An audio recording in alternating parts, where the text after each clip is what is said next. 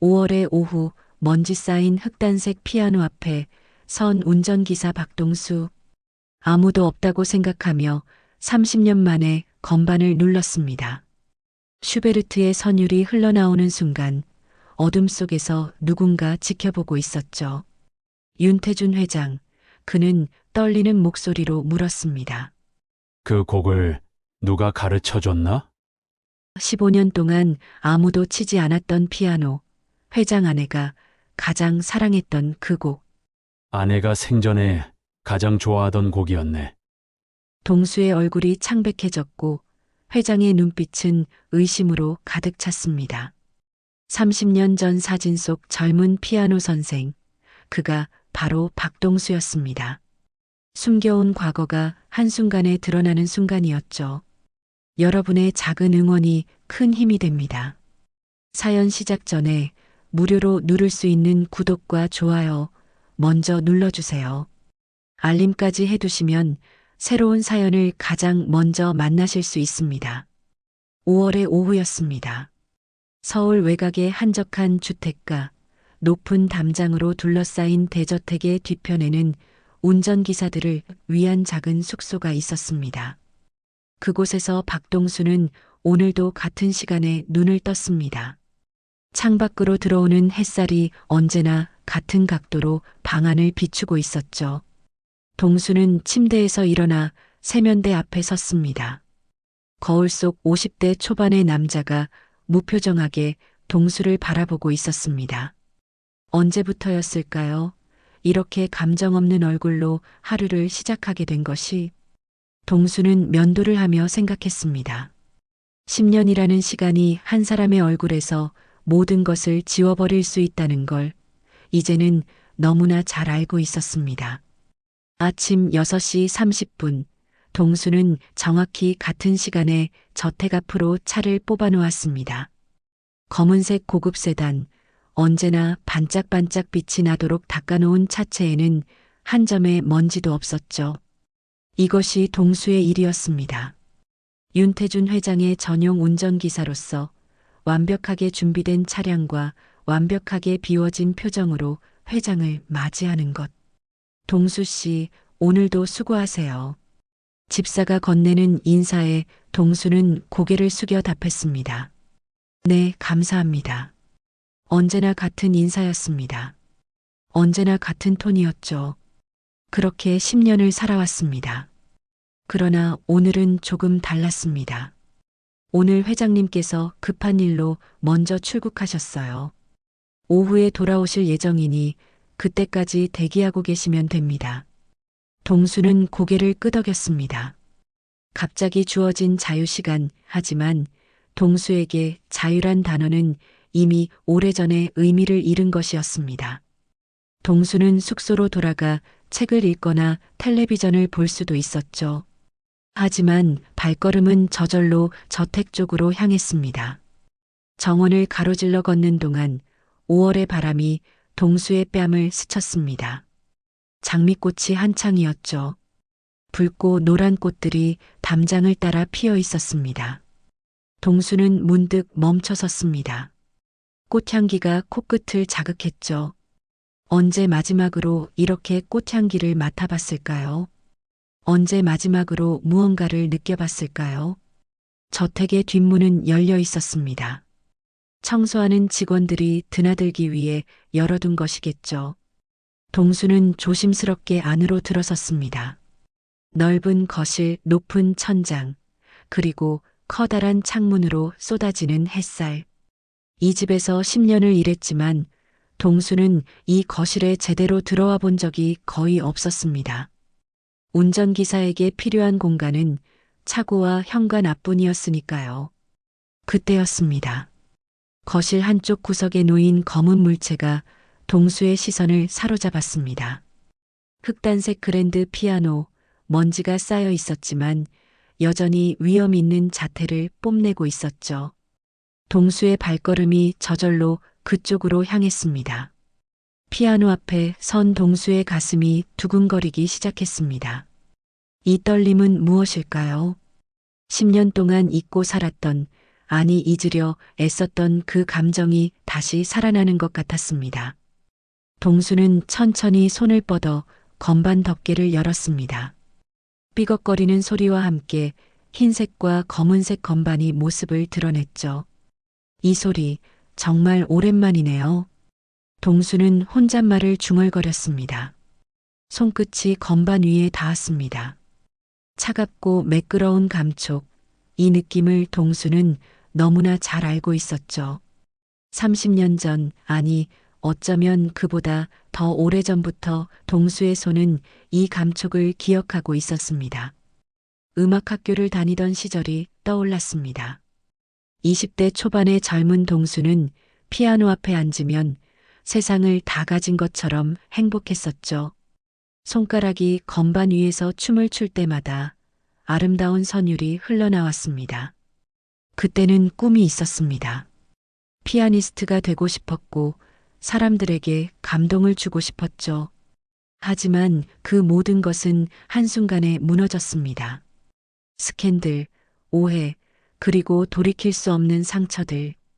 동수는 음악을 떠나야 했고 피아노를 떠나야 했습니다. 그렇게 30년을 살아왔죠. 동수는 주위를 둘러봤습니다. 아무도 없었습니다. 회장은 출국했고 직원들은 다른 층에서 일하고 있었죠. 동수는 천천히 피아노 의자에 앉았습니다. 심장이 더 빠르게 뛰기 시작했습니다. 그냥 한 번만. 동수의 손가락이 건반 위에서 움직이기 시작했습니다. 처음에는 조심스럽게 마치 오래된 친구를 대하듯 천천히. 그러다 점점 자연스러워졌죠. 손가락이 기억하고 있었습니다. 30년이라는 시간도 지울 수 없는 근육의 기억이 있었습니다. 부드러운 선율이 흘러나오기 시작했습니다. 슈베르트의 즉흥곡이었죠. 동수가 가장 좋아하던 곡이었습니다. 음표 하나하나가 공기 중으로 퍼져나갔고 그 소리는 먼지 쌓인 거실을 채우기 시작했습니다. 동수는 눈을 감았습니다. 음악 속으로 빠져들었죠. 이 순간만큼은 자신이 누구인지, 어디에 있는지 잊고 싶었습니다. 그저 음악과 하나가 되고 싶었습니다. 손가락이 건반 위를 달렸고 선율은 점점 더 풍부해졌습니다. 거실은 음악으로 가득 찼습니다. 햇살이 피아노를 비추고 있었고 먼지 입자들이 빗속에서 춤을 추고 있었죠. 동수의 얼굴에는 10년 만에 처음으로 감정이라는 것이 떠올랐습니다. 그것은 슬픔이었을까요? 아니면 그리움이었을까요? 곡이 끝나갈 무렵 동수는 천천히 눈을 떴습니다. 그리고 그 순간 동수는 얼어붙었습니다. 거실 입구, 어두운 복도 쪽에 누군가 서 있었습니다. 윤태준 회장이었죠. 회장은 얼마나 오래 거기 서 있었던 걸까요? 동수의 연주를 얼마나 들었던 걸까요? 회장의 얼굴은 그림자에 가려져 있어 표정을 알 수 없었습니다. 하지만 동수는 느낄 수 있었습니다. 회장이 무언가 깊은 충격을 받았다는 것을. 두 사람은 한동안 말없이 서로를 바라봤습니다. 동수의 손은 여전히 건반 위에 있었고 마지막 음이 천천히 사라져가고 있었습니다. 그 고요함 속에서 무언가가 시작되고 있었습니다. 30년 전 어딘가에 묻혀버린 진실이 이제 천천히 수면 위로 떠오르려 하고 있었습니다. 침묵이 흘렀습니다. 동수는 피아노 의자에서 벌떡 일어났습니다. 너무 급하게 일어나는 바람에 의자가 뒤로 밀려나며 소리를 냈죠. 회장님, 죄송합니다. 동수의 목소리는 떨리고 있었습니다.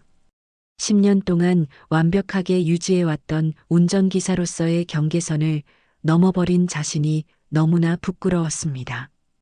회장의 개인 공간에 함부로 들어왔고 허락도 없이 피아노를 쳤죠. 그냥 손이. 저도 모르게. 변명하려던 동수의 말이 끊겼습니다. 윤태준 회장이 천천히 거실 안으로 들어오고 있었기 때문이죠. 회장의 발걸음은 무거웠고 얼굴에는 동수가 한 번도 본 적 없는 표정이 떠올라 있었습니다. 회장은 한동안 아무 말도 하지 않았습니다. 그저 동수를 바라볼 뿐이었죠. 동수는 고개를 숙인 채 서 있었습니다. 해고당할 것이라는 생각이 머릿속을 스쳤습니다. 아니, 어쩌면 그보다 더한 일이 일어날지도 모른다는 두려움이 밀려왔죠. 그곳, 회장이 입을 열었습니다. 목소리가 이상했습니다. 평소에 차갑고 단호한 톤이 아니었죠. 무언가 깊은 곳에서 올라오는 듯한 떨리는 목소리였습니다. 그 곡을 누가 가르쳐 줬나? 동수는 고개를 들었습니다. 회장의 눈이 동수를 똑바로 보고 있었습니다. 그 눈빛에는 분노가 아니라 다른 무언가가 담겨 있었죠. 동수는 당황했습니다. 그건 제가 학교 다닐 때 배운 곡입니다만, 슈베르트 즉흥곡 작품 90, 세 번째 곡. 회장이 정확한 곡명을 말했습니다. 동수는 놀라 회장을 바라봤죠. 이 사람이 음악을 알고 있었다는 사실이 의외였습니다. 제 아내가, 회장의 목소리가 더 떨렸습니다. 제 아내가 생전에 가장 좋아하던 곡이었네. 동수의 가슴이 철렁 내려앉았습니다. 회장의 아내, 그 이름을 듣는 순간 오래된 기억들이 물밀듯이 밀려왔습니다. 30년 전 젊었던 시절, 피아노를 가르치던 시절의 일들이 떠올랐죠. 매일 저녁 이 피아노 앞에 앉아서 그 곡을 치곤 했지. 회장이 피아노 쪽으로 천천히 걸어왔습니다. 그리고 건반 위에 살짝 손을 올렸죠. 먼지가 손가락에 묻었습니다. 아내가 떠난 뒤로 아무도 이 피아노를 치지 않았네. 15년 동안. 15년. 동수는 그 숫자를 곱씹었습니다. 회장의 아내가 세상을 떠난 지 15년이 지났다는 뜻이었죠. 동수는 그 사실을 알고 있었습니다. 이 집에서 일하면서 들은 이야기였으니까요. 최근 들어 가장 놀란 순간이었네. 회장이 동수를 다시 바라봤습니다. 자네 얼굴이 낯설지 않다고 생각했었지. 10년 전 자네를 처음 운전기사로 뽑았을 때부터. 하지만 어디서 봤는지 기억이 나지 않았어. 동수는 입술을 깨물었습니다. 회장이 자신을 기억하지 못했다는 사실이 오히려 다행이었습니다. 아니, 다행이었다고 생각하며 살아왔죠. 혹시 우리가 어디서 만난 적이 있나? 회장의 질문에 동수는 대답할 수 없었습니다. 어떻게 말해야 할까요? 30년 전 자신이 이 집에 피아노 선생으로 왔었다고, 회장의 아내에게 피아노를 가르쳤다고, 그리고 그 일로 인생이 완전히 무너졌다고. 기억이 잘 나지 않습니다. 동수는 겨우 그렇게 대답했습니다. 거짓말이었죠. 동수는 모든 것을 기억하고 있었습니다. 너무나 선명하게. 회장은 더 이상 묻지 않았습니다. 그저 피아노를 바라볼 뿐이었죠. 오랜 침묵 끝에 회장이 말했습니다. 오늘은 이만 가보게. 내일 아침에 다시 보지. 그것이 전부였습니다. 동수는 고개를 숙이고 거실을 빠져나왔습니다. 그날 밤 동수는 잠을 이룰 수 없었습니다. 숙소의 작은 방에 누워 천장을 바라보며 과거를 떠올렸죠. 반면 윤태준 회장도 잠들지 못했습니다. 회장은 서재로 올라갔습니다. 책장 뒤편 오래된 상자가 있었죠. 10년 넘게 열어보지 않았던 상자였습니다. 회장은 천천히 상자를 열었습니다. 오래된 사진들이 들어 있었습니다. 아내의 사진, 젊은 시절의 추억들이 담긴 사진들이었죠. 회장은 사진들을 한 장씩 넘겼습니다. 그러다 한 장의 사진 앞에서 손을 멈췄습니다. 피아노 옆에 서 있는 아내의 모습이었습니다. 환하게 웃고 있었죠. 그리고 아내 옆에는 한 청년이 서 있었습니다. 악보를 손에 들고 있는 젊은 남자, 20대 초반으로 보이는 청년이었죠. 회장은 사진을 들여다봤습니다. 청년의 얼굴을 자세히 살펴봤습니다. 그리고 깨달았습니다. 박동수? 사진 속 청년이 바로 자신의 운전기사 박동수였습니다. 30년이라는 세월이 흘렀지만 그 눈빛만큼은 변하지 않았죠. 회장의 손이 떨렸습니다. 그제야 모든 것이 연결되기 시작했습니다. 왜 동수의 얼굴이 낯익었는지, 왜 동수가 그 곡을 완벽하게 칠 수 있었는지. 그래, 자네였군. 회장은 사진을 가슴에 안았습니다. 오래된 기억들이 하나씩 떠올랐습니다. 아내가 피아노 선생에 대해 이야기하던 일, 그리고 그 뒤에 일어났던 일들이 떠올랐죠. 밤은 깊어갔고 두 남자는 각자의 방에서 같은 과거를 떠올리고 있었습니다. 다음 날 아침, 동수는 평소보다 일찍 일어났습니다. 밤새 뒤척이다 결국 새벽부터 일어나 있었죠. 세수를 하고 옷을 갈아입으며 동수는 오늘 회장을 어떻게 대해야 할지 고민했습니다. 8시, 동수는 여느 때처럼 차를 준비했습니다. 하지만 집사가 다가와 말을 건넸습니다. 동수 씨, 회장님께서 부르십니다. 저택 안으로 들어가세요. 동수의 심장이 빠르게 뛰기 시작했습니다. 회장이 자신을 직접 부른다는 것은 흔한 일이 아니었습니다. 10년 동안 회장과의 대화는 대부분 간단한 업무 지시뿐이었죠. 동수는 천천히 저택 안으로 들어갔습니다. 어제 피아노를 쳤던 거실을 지나 회장의 서재로 향했습니다. 문을 두드리자 안에서 낮은 목소리가 들려왔습니다. 들어오게. 동수가 문을 열고 들어서자 윤태준 회장이 창가에 서서 밖을 바라보고 있었습니다. 등을 보이고 서 있는 회장의 모습이 어딘가 쓸쓸해 보였죠. 앉지 그러나. 회장이 소파를 가리켰습니다. 동수는 조심스럽게 소파 끝에 앉았습니다. 회장은 여전히 창밖을 보고 있었죠. 오늘은 운전은 필요 없네. 회장이 말했습니다. 대신 자네에게 부탁할 일이 있어. 동수는 긴장한 채로 대답했습니다. 말씀하십시오. 내 피아노 좀 조율해주게. 동수는 예상치 못한 말에 놀랐습니다. 피아노를 조율해달라니 자신이 운전기사라는 것을 회장도 알고 있을 텐데요. 하지만 회장님, 저는 조율사가 아닙니다. 알고 있네. 하지만 자네가 피아노를 만질 수 있다는 것도 알고 있어. 회장이 천천히 몸을 돌려 동수를 바라봤습니다. 두 사람의 눈이 마주쳤죠.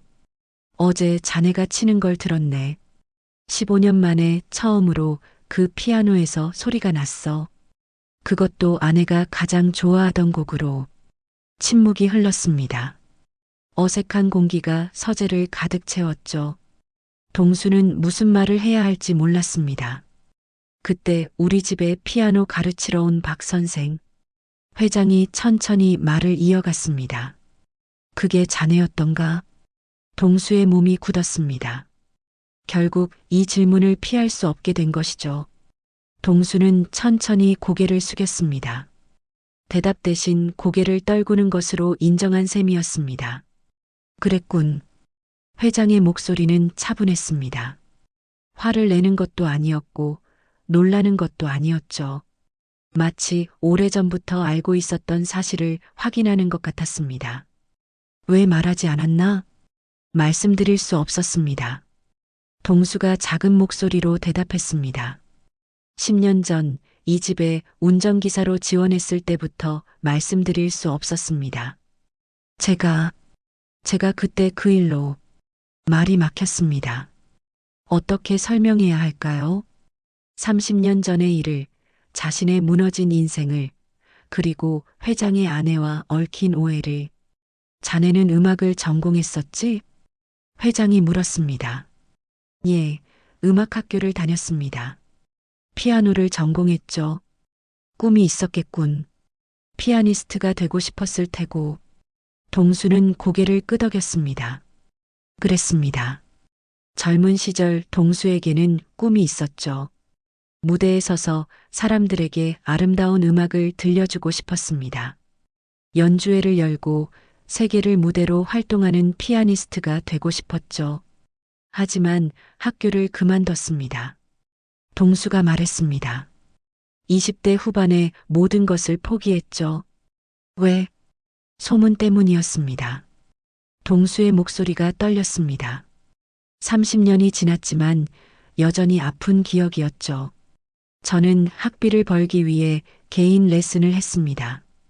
부유한 집 자제들에게 피아노를 가르쳤죠. 회장님 댁에도 그렇게 오게 됐습니다. 회장은 말없이 동수의 이야기를 들었습니다. 그런데 어느 날부터 이상한 소문이 돌기 시작했습니다. 제가 제자와 부적절한 관계라는 소문이었죠. 사실이 아니었습니다. 저는 그저 성실하게 피아노를 가르쳤을 뿐이었습니다. 그 소문이 회장이 말을 이었습니다. 내 아내와 관련된 것이었나? 동수는 대답하지 못했습니다. 침묵이 곧 대답이었죠. 학교에서는 저를 쫓아냈습니다. 동수가 힘겹게 말을 이어갔습니다. 명예를 실추시켰다는 이유였죠. 제 아내도 저를 떠났습니다. 모든 것이 한순간에 무너졌습니다. 그 뒤로는 이곳저곳을 떠돌았습니다. 공장에서 일하기도 하고 식당에서 일하기도 했죠. 피아노는 다시는 만지지 않았습니다. 만질 수가 없었습니다. 동수의 눈가가 붉어졌습니다. 음악이 저를 버렸다고 생각했습니다. 아니, 제가 음악을 가질 자격이 없다고 생각했죠. 회장은 창가로 다시 걸어갔습니다. 한참을 밖을 바라보다 입을 열었습니다. 10년 전 자네가 운전기사로 지원했을 때 내가 뽑은 이유를 아나? 동수는 고개를 저었습니다. 자네 눈빛이 달랐네. 다른 지원자들과는 다른 무언가가 있었어. 깊은 슬픔 같은 것이 보였지. 그래서 뽑았네. 회장이 동수를 돌아봤습니다. 하지만 자네가 그때 그 사람인 줄은 몰랐네. 아내가 그토록 아과했던 그 젊은 피아니스트인 줄은. 동수는 고개를 들었습니다. 부인께서 저를 아꼈다고요? 아내는 자네가 재능 있는 음악가라고 말했었네. 언젠가 큰 무대에 설 사람이라고. 그 말에 동수의 가슴이 저려왔습니다. 회장의 말에 동수는 아무 대꾸도 하지 못했습니다. 부인이 자신을 그렇게 생각했다는 사실이 오히려 더 가슴 아팠죠. 그런데 회장의 표정이 갑자기 굳어지기 시작했습니다. 하지만 말이네. 회장의 목소리가 차갑게 변했습니다.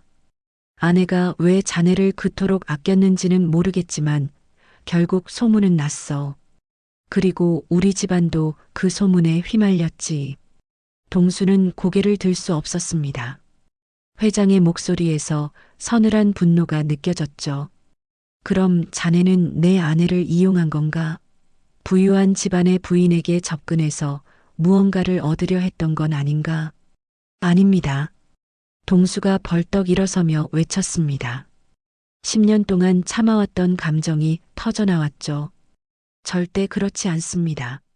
부인께서는 제게 처음으로 당신은 음악을 해야 한다고 말씀해 주신 분이었습니다. 제가 포기하려 할 때마다 다시 일으켜 세워주신 분이었죠. 동수의 목소리가 떨렸습니다. 30년 동안 묻어두었던 기억이 쏟아져 나왔습니다. 저는 가난한 학생이었습니다. 학비를 벌기 위해 레슨을 해야 했고 밤낮으로 일하며 공부했죠. 포기하고 싶었던 날이 한두 번이 아니었습니다. 회장은 팔짱을 끼고 동수를 노려봤습니다. 하지만 동수는 계속 말을 이어갔습니다. 어느 날 저는 학교를 그만두려고 결심했습니다. 아르바이트를 여러 개 해도 학비가 모자랐고 몸도 마음도 지쳐 있었죠. 그날 마지막 레슨을 하러 회장님 댁에 갔습니다. 동수의 눈빛이 멀어졌습니다. 30년 전 그날이 떠올랐죠. 부인께서는 제 표정이 이상하다는 걸 눈치채셨습니다. 레슨이 끝난 뒤 저를 불러 세우시고는 물으셨죠. 무슨 일이 있냐고. 저는 솔직하게 말씀드렸습니다. 더 이상 음악을 계속할 수 없을 것 같다고. 동수의 목소리가 점점 작아졌습니다. 그때 부인께서 하신 말씀을 평생 잊을 수 없습니다. 부인께서는 제 손을 잡으시며 말씀하셨어요. 동수 씨, 당신의 연주에는 영혼이 있어요. 그건 돈으로 살 수 없는 재능입니다. 절대 포기하지 마세요. 회장의 표정이 미묘하게 변했습니다. 아내가 그런 말을 했다는 것이 낯설지 않았죠. 아내는 원래 그런 사람이었습니다. 재능 있는 사람을 아끼고 격려하는 사람이었죠. 그뿐만이 아니었습니다. 동수가 계속 말했습니다. 부인께서는 제게 장학금 정보를 알려주셨고 콩쿠르에 나가보라고 권유하셨습니다. 심지어 콩쿠르 준비를 위해 레슨 시간을 늘려주셨죠. 레슨비는 받지 않으시면서. 그래서 회장이 냉정하게 물었습니다. 그래서 결국 무슨 일이 벌어졌나? 소문이 났지. 자네와 내 아내 사이에 무언가 있다는 소문이. 그 소문 때문에 아내가 얼마나 힘들어했는지 아나? 동수는 고개를 떨궜습니다. 알고 있습니다. 저도 그 소문을 들었을 때 너무나 충격을 받았습니다. 누가 왜 그런 소문을 퍼뜨렸는지 지금도 모르겠습니다. 레슨 시간을 늘렸다며? 그것도 무료로? 회장이 날카롭게 물었습니다. 그럼 자네는 일주일에 몇 번이나 우리 집에 왔나? 동수는 대답하기 망설였습니다. 회장의 질문 속에 숨은 의도를 알 수 있었죠. 일주일에 4번 정도였습니다. 4번이나? 회장의 목소리가 높아졌습니다. 일반적인 레슨이 일주일에 1번인 걸 생각하면 그건 지나치게 자주 만난 거 아닌가? 그건 콩쿠르 준비 때문이었습니다. 부인께서도 음악을 전공하셨기에 제 연주를 들어주시고 조언을 해주셨던 겁니다. 조언? 회장이 비웃듯 말했습니다. 내 아내는 피아니스트가 아니었네. 취미로 피아노를 칠 줄 알았을 뿐이지. 그런 아내가 음악학교 학생인 자네에게 무슨 조언을 해줄 수 있었겠나? 동수는 할 말을 잃었습니다. 회장의 말도 일리가 있었죠. 하지만 당시 부인의 격려와 응원이 동수에게는 큰 힘이 되었던 것도 사실이었습니다. 음악적 조언이 아니었습니다. 동수가 조심스럽게 말했습니다. 부인께서는 제게 삶에 대해 이야기해 주셨습니다. 힘들 때 어떻게 이겨내야 하는지, 꿈을 향해 가는 길이 얼마나 외로운지를 말씀해 주셨죠. 그런 이야기들이 저에게는 큰 위로가 됐습니다. 회장의 얼굴이 일그러졌습니다. 위로? 자네는 젊은 남자였고 내 아내는 외로운 여자였네. 남편은 항상 일에 바빠 집에 없었고. 회장님, 그게 아닙니다. 그럼 뭔가 순수한 사제 관계였다고? 하지만 세상 사람들은 그렇게 보지 않았어. 소문이 났고 자네 인생도 망가졌고 우리 집안도 타격을 받았지. 회장이 책상을 주먹으로 쳤습니다. 그날 이후 아내는 다시는 피아노를 치지 않았네. 자네가 떠난 뒤로 단 한 번도. 15년 동안 저 피아노는 먼지만 쌓여갔어. 동수의 가슴이 무너져 내렸습니다. 자신 때문에 부인도 피아노를 포기했다는 사실이 너무나 고통스러웠습니다. 몰랐습니다. 정말 몰랐습니다. 동수의 목소리가 떨렸습니다. 그날 이후 저도 모든 걸 잃었습니다. 학교에서 쫓겨났고 제 아내도 저를 떠났습니다. 음악은 제 전부였는데 그것마저 빼앗겼습니다. 그건 자네 자업자득 아닌가? 회장의 말이 칼처럼 날카로웠습니다. 소문이 날 만한 행동을 했으니까 소문이 난 거겠지. 저는 아무 잘못도 하지 않았습니다. 동수가 외쳤습니다. 그저 피아노를 가르쳤을 뿐입니다. 부인께 감사했고 존경했습니다. 하지만 그 이상은 아무것도 없었습니다. 두 사람은 서로를 노려봤습니다. 서재안은 무거운 침묵으로 가득 찼죠. 오랜 시간이 흐른 뒤 회장이 입을 열었습니다. 나는 확인해야겠네. 회장의 목소리는 차갑고 단호했습니다. 자네 말이 사실인지 아니면 그때도 지금처럼 거짓말을 하는 건지. 며칠이 흘렀습니다. 동수는 그 사이 저택에서 조용히 지냈습니다. 회장을 마주칠 일도 없었고 운전 업무도 다른 기사가 대신하고 있었죠. 동수는 숙소에서 대부분의 시간을 보냈습니다. 언제 짐을 싸야 할지 모르는 상황이었으니까요. 목요일 오후였습니다. 집사가 다급하게 동수를 찾아왔습니다. 동수 씨, 회장님께서 당장 서재로 오라고 하십니다. 집사의 얼굴이 굳어 있었습니다. 좋지 않은 일이 생긴 것 같았죠. 동수는 천천히 일어나 서재로 향했습니다. 복도를 걷는 발걸음이 무거웠습니다. 서재 문을 두드리자 안에서 차갑고 낮은 목소리가 들려왔습니다. 들어오게. 동수가 문을 열고 들어서자 윤태준 회장이 책상 뒤에 앉아 있었습니다. 책상 위에는 두꺼운 서류 파일이 놓여 있었죠. 회장의 얼굴은 차갑게 굳어 있었습니다. 앉게. 회장이 소파를 가리켰습니다. 동수는 조심스럽게 앉았습니다. 회장은 한동안 말없이 동수를 바라봤습니다. 그 시선이 너무나 무거웠죠. 비서실에 조사를 지시했네.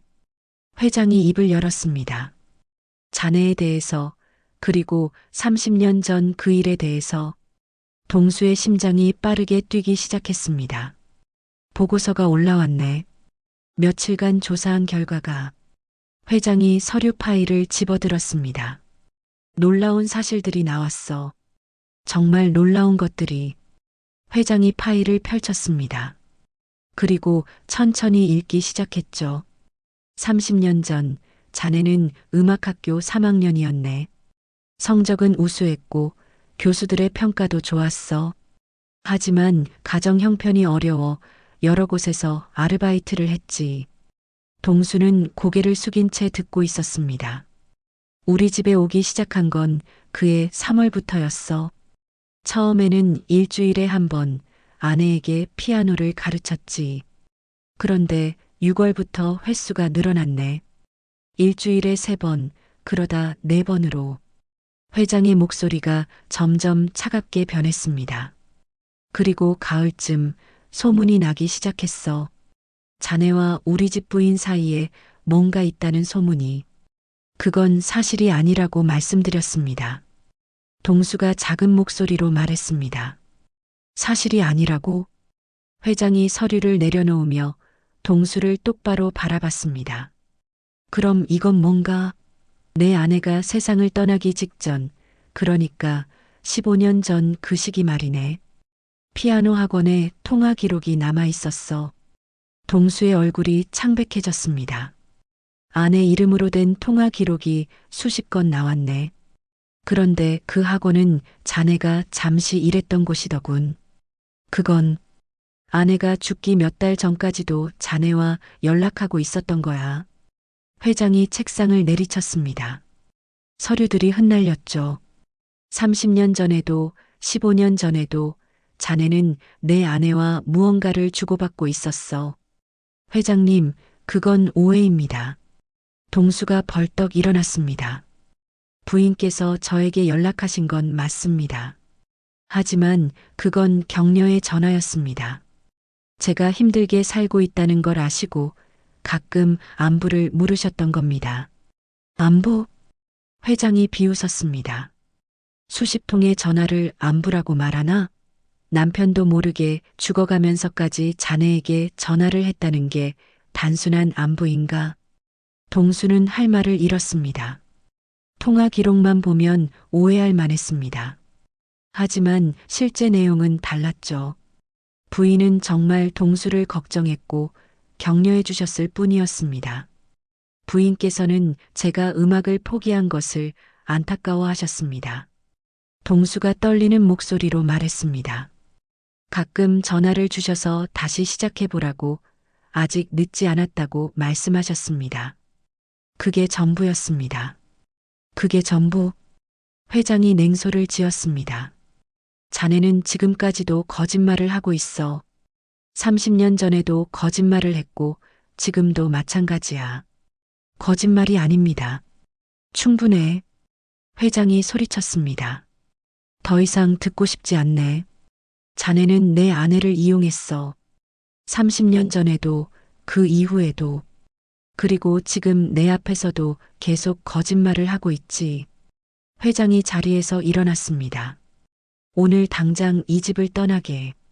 자네를 더 이상 여기 둘 수 없네. 동수는 무릎이 꺾이는 것 같았습니다. 결국 이렇게 끝나는 것이었습니다.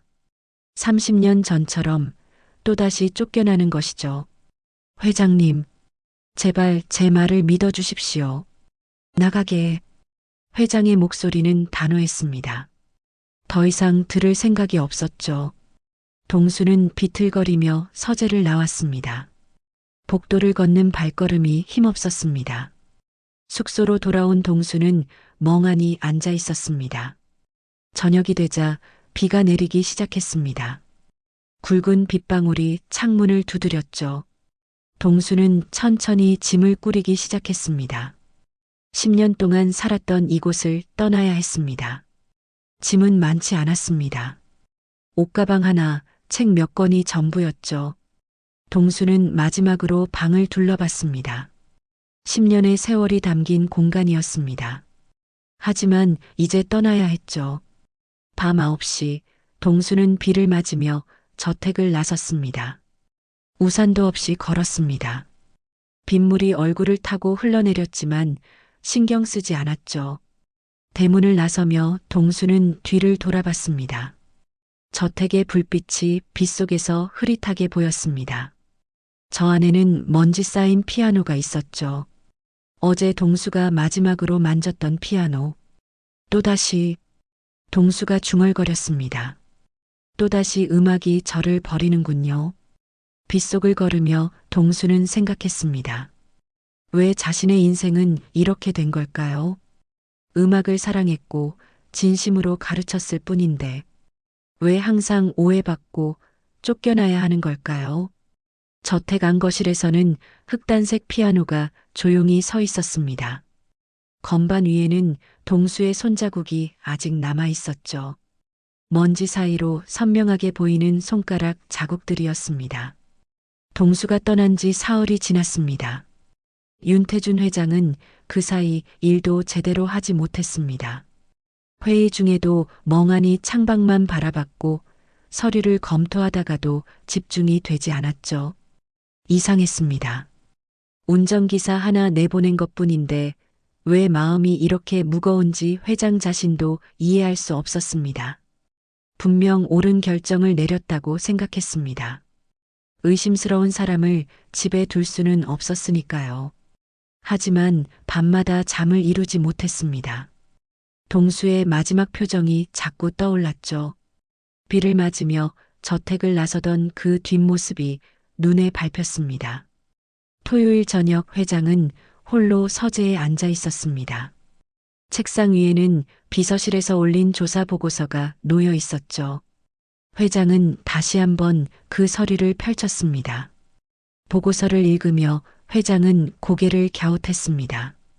뭔가 이상했습니다. 통화 기록만 보면 의심스러웠지만 다른 내용들은 오히려 동수의 말을 뒷받침하고 있었죠. 30년 전 동수는 정말로 우수한 학생이었습니다. 교수들의 평가는 한결같이 좋았고 콩쿠르에서도 입상한 기록이 있었죠. 그런 학생이 갑자기 학교를 그만둔 이유는 단 하나, 소문 때문이었습니다. 소문. 회장은 중얼거렸습니다. 그 소문은 누가 퍼뜨렸을까요? 왜 퍼뜨렸을까요? 회장은 문득 궁금해졌습니다. 회장은 자리에서 일어나 서재 안쪽 서랍장으로 걸어갔습니다. 오래전부터 열어보지 않았던 서랍이었죠. 천천히 서랍을 열자 오래된 책들과 앨범들이 보였습니다. 그 중에서 회장은 낡은 가죽 표지의 공책 하나를 꺼냈습니다. 아내의 일기장이었죠. 아내가 세상을 떠난 뒤 회장은 이 일기장을 한 번도 펼쳐보지 못했습니다. 너무 아팠으니까요. 하지만 오늘은 달랐습니다. 회장은 일기장을 들고 책상으로 돌아왔습니다. 그리고 천천히 첫 페이지를 펼쳤습니다. 아내의 단정한 글씨가 보였습니다.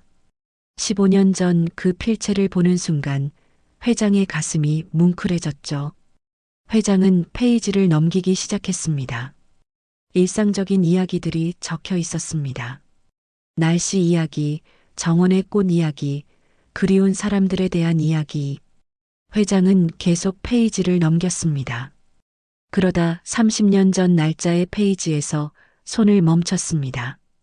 오늘 새로운 피아노 선생님이 오셨다. 박동수라는 젊은 학생이다. 음악학교에 다니고 있다고 한다. 연주를 들어보니 정말 뛰어났다.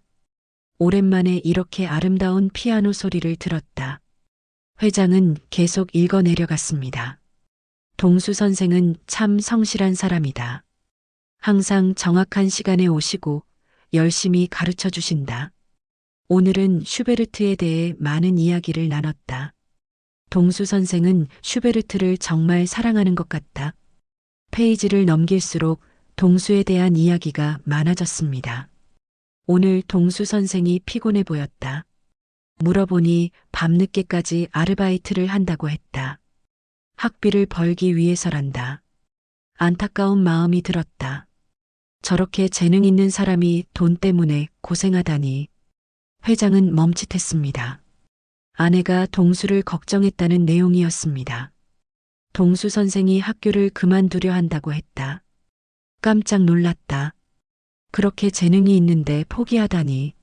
내가 할 수 있는 한 도와주고 싶다.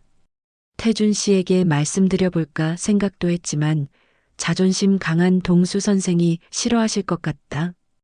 회장의 손이 떨렸습니다. 아내는 자신에게 동수를 도와달라고 말하려 했었습니다. 하지만 하지 못했던 것이죠. 레슨 횟수를 늘려드렸다. 레슨비는 받지 않기로 했다. 동수 선생은 처음에 사양하셨지만 내가 피아노를 더 배우고 싶다고 우겼다. 사실은 동수 선생을 조금이라도 돕고 싶은 마음이었다. 회장은 고개를 들었습니다. 그제야 이해가 됐습니다. 레슨 횟수가 늘어난 이유를, 무료로 가르쳤던 이유를. 다시 일기장을 읽었습니다. 요즘 이상한 소문을 들었다. 동수 선생과 나 사이에 무언가 있다는 소문이란다. 너무나 황당하고 억울하다. 동수 선생은 나에게 음악을 가르쳐 주시는 좋은 선생님일 뿐인데 태준 씨에게 말씀드려야 할까? 하지만 괜히 오해가 커질까봐 두렵다. 회장의 가슴이 무너져 내렸습니다. 아내도 소문 때문에 고통받고 있었던 것입니다. 그런데 자신에게 말하지 못했던 것이죠. 동수 선생이 학교에서 쫓겨났다고 한다.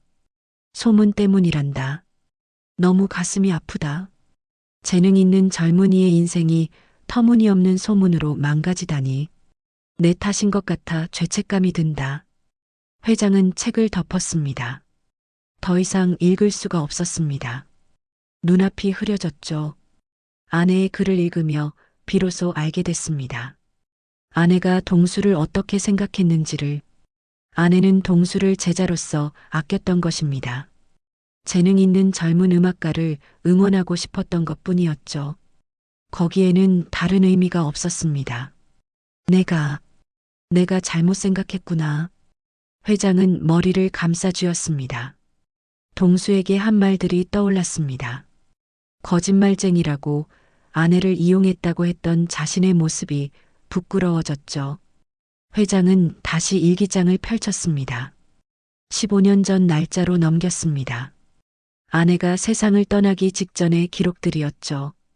우연히 동수 선생 소식을 들었다. 피아노 학원에서 일하고 계신다고. 반가우면서도 안타까웠다. 그 재능으로 학원 강사라니. 전화를 드렸다. 오랜만에 듣는 동수 선생 목소리는 여전히 따뜻했다. 동수 선생과 통화를 했다. 아직도 음악을 사랑하신다고 했다. 하지만 다시 시작할 용기가 나지 않는다고. 내가 할 수 있는 건 격려뿐이다. 다시 시작해보라고. 아직 늦지 않았다고. 회장의 눈에서 눈물이 흘러내렸습니다. 아내는 죽어가면서도 동수를 걱정했던 것입니다. 마지막 페이지를 펼쳤습니다. 태준 씨가 동수 선생에게 기회를 줬으면 좋겠다. 그 재능이 묻히기에는 너무 아깝다. 회장은 책을 덮고 고개를 떨궜습니다. 후회가 밀려왔습니다. 동수를 내쫓은 것이, 그를 의심한 것이 너무나 후회됐습니다. 동수, 회장은 자리에서 벌떡 일어났습니다. 동수를 찾아야 했습니다. 다음 날 아침 일찍 윤태준 회장은 직접 운전대를 잡았습니다. 비서에게 동수의 행방을 수소문하라고 지시했고 오전에 연락이 왔죠. 동수가 공장지대 근처에서 목격됐다는 정보였습니다. 회장은 서둘러 차를 몰았습니다. 서울 외곽의 공단 지역, 낡은 건물들이 늘어선 거리를 지나갔죠. 이런 곳에 동수가 있다니 회장의 가슴이 아려왔습니다. 1시간을 헤맨 끝에 회장은 작은 교회 앞에 차를 세웠습니다. 비서가 알려준 주소였죠. 허름한 2층 건물, 페인트가 벗겨진 십자가가 지붕 위에 있었습니다. 회장이 차에서 내리는 순간 어디선가 피아노 소리가 들려왔습니다. 서툰 연주였지만 아름다웠죠. 회장은 소리가 나는 쪽으로 걸어갔습니다. 교회 지하로 내려가는 계단이 보였습니다. 문틈 사이로 피아노 소리와 함께 아이들 웃음소리가 들렸죠. 회장은 조심스럽게 문을 열었습니다. 지하실은 작고 어두웠습니다. 하지만 한쪽에 오래된 업라이트 피아노가 있었고 그 앞에 동수가 앉아 있었죠.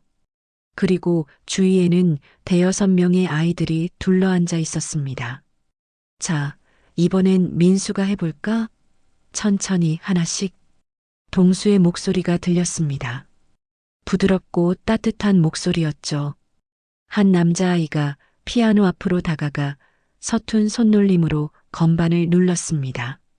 그래, 잘하고 있어. 왼손은 조금만 더 부드럽게. 동수가 아이의 손을 잡아주며 말했습니다. 회장은 문 뒤에서 그 모습을 지켜봤습니다. 동수의 얼굴에는 행복한 미소가 떠올라 있었죠. 10년 동안 운전기사로 일할 때는 한 번도 보지 못한 표정이었습니다. 선생님, 저도요. 저도 배우고 싶어요. 다른 아이가 손을 번쩍 들었습니다. 그래, 지훈이도 해보자. 모두 차례대로 할 거야. 동수가 아이들을 다독였습니다. 아이들의 눈빛이 반짝였죠. 동수는 한 명 한 명 정성껏 가르쳤습니다. 레슨이 끝나자 아이들이 우르르 계단을 올라갔습니다. 시끌벅적한 발소리가 점점 멀어졌죠. 지하실에는 동수만 남았습니다. 동수는 피아노 앞에 그대로 앉아 있었습니다. 그리고 천천히 건반을 누르기 시작했습니다. 슈베르트의 즉흥곡, 회장이 처음 들었던 그 곡이었죠. 회장은 조용히 계단을 내려갔습니다. 동수는 연주에 몰두해 있어 눈치채지 못했습니다. 회장은 동수 뒤에 서서 한참을 듣고 있었습니다. 곡이 끝나자 회장이 입을 열었습니다. 아직도 그 곡을 치는구만. 동수가 깜짝 놀라 돌아봤습니다. 회장이 서 있었죠. 회장님. 동수는 얼른 자리에서 일어났습니다. 당황한 표정이었습니다. 어떻게 이곳을? 자네를 찾고 있었네. 회장이 천천히 다가왔습니다. 아내의 일기를 읽었네. 30년 전의 일기, 그리고 15년 전의 일기까지. 동수의 눈빛이 흔들렸습니다. 일기에 모든 게 적혀 있더군. 아내가 자네를 어떻게 생각했는지, 왜 도와주려 했는지. 회장의 목소리가 떨렸습니다. 미안하네. 내가 자네를 오해했어. 의심했고 상처를 줬지. 회장님, 아내는 자네를 제자로 아꼈던 거였네. 재능 있는 젊은 음악가가 포기하지 않기를 바랐던 거고. 회장이 피아노 옆에 섰습니다. 이제야 알겠네. 왜 아내가 자네에게 그토록 많은 시간을 할애했는지. 그건 자네의 재능을 아껴서였어. 동수는 고개를 숙였습니다. 눈가가 붉어졌죠. 부인께서는 정말 좋은 분이셨습니다. 제가 포기하려 할 때마다 다시 일으켜 세워주셨죠. 그런데 나는 자네를 내쫓았네. 2번이나. 회장이 한숨을 쉬었습니다. 30년 전에는 소문을 믿고 며칠 전에는 통화 기록만 보고 자네 말을 제대로 들으려 하지 않았어. 회장님 입장에서는 의심할 만했습니다. 동수가 말했습니다. 저라도 그랬을 겁니다. 아니네. 회장이 고개를 저었습니다. 나는 진실을 보려 하지 않았어. 그저 내 상처에만 집중했지. 아내를 잃은 슬픔, 그 슬픔이 날 눈멀게 만들었어. 두 사람은 한동안 말없이 서 있었습니다. 지하실에는 고요함만 흘렀죠. 이제야 알 것 같네. 회장이 천천히 말했습니다. 그 곡의 진짜 의미를, 아내가 왜 그 곡을 좋아했는지. 그 곡은. 동수가 입을 열었습니다. 회장님 부인의 유언 같은 곡이었습니다. 누군가의 인생을 미워하지 말라고, 용서하고 이해하라고 말하는 것 같았죠. 회장은 동수를 바라봤습니다. 그리고 천천히 고개를 끄덕였습니다. 함께 쳐볼까? 회장의 제안에 동수는 놀랐습니다. 저와 함께요? 아내가 바랐던 일이네. 자네가 다시 음악을 하는 것. 그리고 내가 자네를 이해하는 것. 회장이 피아노 의자에 앉았습니다. 동수도 옆에 앉았죠. 좁은 의자에 두 남자가 나란히 앉았습니다. 기억의 멜로디를 치세. 우리 아내가 마지막까지 기억하고 싶었던 그 곡을. 동수가 먼저 건반을 눌렀습니다. 부드러운 선율이 흘러나왔죠. 회장도 함께 연주하기 시작했습니다. 서툴렀지만 진심이 담긴 연주였습니다. 피아노 소리가 지하실을 채웠습니다. 두 사람의 연주는 완벽하지 않았지만 그 어느 때보다 아름다웠죠. 슬픔과 용서, 후회와 화해가 모두 담긴 음악이었습니다. 동수의 눈에서 눈물이 흘러내렸습니다. 회장의 눈가도 촉촉해졌죠. 두 사람은 말없이 계속 연주했습니다. 곡이 끝났을 때 지하실은 깊은 여운에 잠겼습니다. 마지막 음이 천천히 사라졌죠. 고맙네, 동수. 회장이 처음으로 동수의 이름을 불렀습니다. 나를 용서해주게. 동수는 고개를 저었습니다. 용서할 것이 없습니다. 이제야 부인의 마음을 제대로 전할 수 있게 됐으니까요. 두 남자는 서로를 바라보며 조용히 미소 지었습니다. 석 달이 흘렀습니다. 늦여름의 햇살이 윤태준 회장의 집무실 창문을 통해 쏟아져 들어왔습니다. 회장은 책상 앞에 앉아 서류를 검토하고 있었죠. 서류에는 기억재단이라는 제목이 적혀 있었습니다. 음악을 꿈꾸지만 형편이 어려운 학생들을 위한 장학재단이었죠. 회장은 펜을 들어 서류 마지막 장에 서명했습니다.